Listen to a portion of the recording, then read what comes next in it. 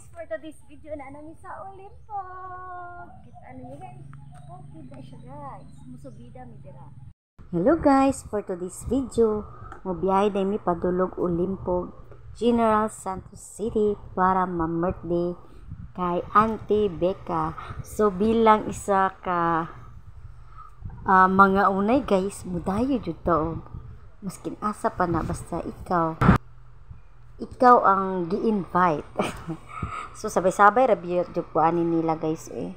Pero sa tinuod lang guys, gusto po kumuban kay gusto po ko makakitaan ng area nga Olimpog. So kay bilang permintira ta diri sa ato ang panimalay, mag-atiman ani atong mga sakop. So gusto po ko mag-explore. So gidala ko nila. So salamat di ay sa naghatag sa pantat. So muna ni ang dalan padulong sa Olimpog, General Santos City guys. So daghan kita ilap ding mga tanom diri guys. Isa kasagaran kay mga mais. Ang dalan diri guys kay nay dulhugonon og nay subidahon.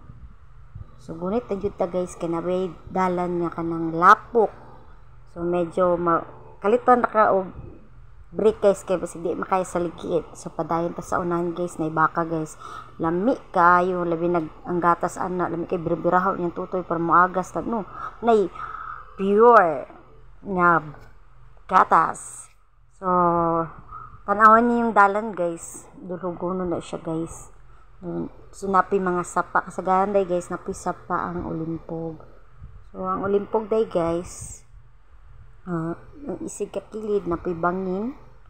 Na part nga bangin ang isig kakilid nga tulay sapa nga patay. So naidalan diri kayo ang Olimpog nga barangay guys. Wala pa siya nahuman og semento sige halos na area ilahan nang nindot man din semento para di na problema ang mo dayo. So ayon guys, busy kay ang mga isik niya. Sa ganina siya guys, mga bako. Ayan guys. Dayuhan so, sa pag dayuhan buhat nag-aalabil so maglantaw-lantaw dito sa kilid so makabutang mag-amping ta kay hapit naman gid guys ayos sila sa dalan medyo gunit lang na may maghinay sa ang biyahe pagpadagan sa man nga masakyanan nga inyong ang driver.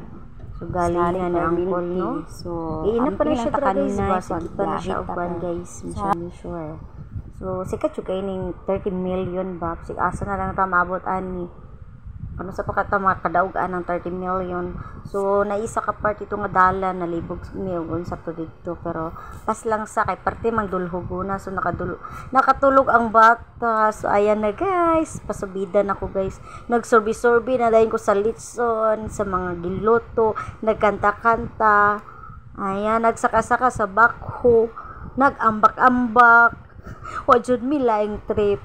Pagkahuman guys, namalik mi og nangaon. O pagkahuman, syempre pahuay gamay og manguli. Bye-bye!